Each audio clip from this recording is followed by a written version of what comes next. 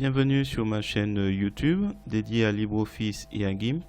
Aujourd'hui, je vais vous montrer comment on peut en quelques instants exploiter les données d'un tableau rempli sans avoir recours à une fonction du type nb.si. Donc là, par exemple, je vais mettre 2 fois non pour commencer par un état des lieux de vos dépenses. Donc commencer par un état des lieux en dépenses, il n'y a rien d'écrit parce qu'en fait il faut actualiser. Donc là j'actualise, donc 5 oui et 2 non. Voilà. Donc dès qu'on actualise quelque chose dans ce tableau, les sommes changent. Donc là par exemple on a mis oui pour préserver votre état d'esprit. Donc là non, on avait 6, 1, 4. Si on fait actualiser, ça change. Je vous montre ça tout de suite. Donc si vous trouvez que cette astuce est assez intéressante, je vous invite dès à présent à me mettre un pouce vers le haut et à me laisser un commentaire sur ce que ça vous a apporté. Dans tous les cas, je vous souhaite un bon visionnage pour voir comment on procède.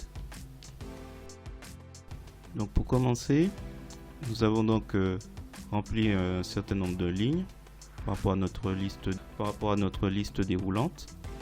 Donc là on a oui, non, non, oui, voilà. Et on veut avoir le résultat assez rapidement. Pour chaque objectif, on veut savoir à quel niveau on est. Donc j'ai pas fait les 150 lignes.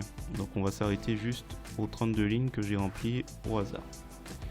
Donc il s'agit de sélectionner tous les éléments du tableau avec leur en tête. Une fois qu'on a fait ça, on va dans données. Et on va dans table dynamique et on fait créer. Sélection active, OK.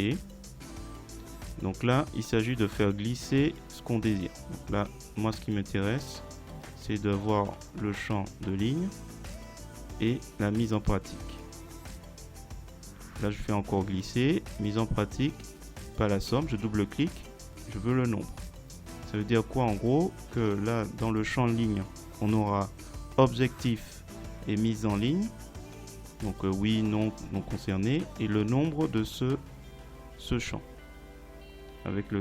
Donc quand on double-clique, il faut bien sélectionner nombre et pas somme. Voilà, je vais faire OK. Quand j'aurai fait OK, il va me mettre sur une nouvelle table. Donc là, qu'est-ce qu'on a?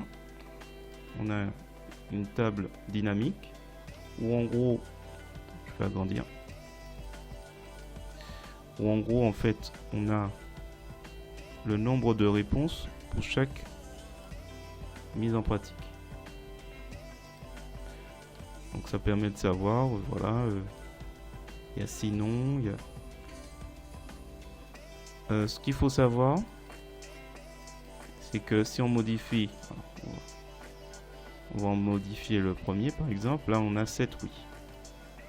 Si on modifie, je vais en mettre 2 avec non, il ne va rien se passer. Ce qu'il faut absolument faire, c'est clic droit, actualiser. Et là, le nouveau résultat sera mis en valeur. Donc à chaque fois qu'il y a une modification dans cette table, dans ce tableau, il faudra penser avant de s'arrêter sur les résultats à faire actualiser. Voilà, j'espère que cette petite démonstration vous a plu. Si c'est le cas, je vous invite à me mettre un pouce vers le haut et à me laisser un commentaire. Si vous n'êtes pas abonné, à vous abonner pour avoir un peu plus de contenu de ce type. Je vous remercie et je vous dis à bientôt.